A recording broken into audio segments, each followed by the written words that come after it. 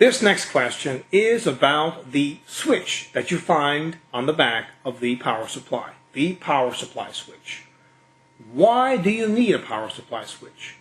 Well, actually some power supplies do not come with a power supply switch. And you don't really honestly need it. For the average user, they'll probably never ever use the power supply switch.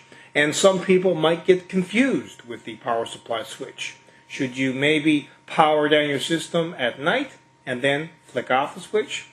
That's not necessary, but you could do that if you wanted to, instead of putting your system into some kind of a standby mode and leaving the power supply on.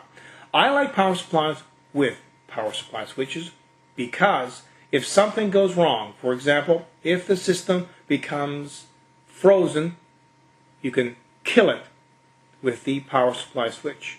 If you are overclocking and it freezes, you can kill it with the power supply switch. If you have a power supply that does not have a power supply switch, then of course you will need to yank the power cord out of the power supply, and that's not so good.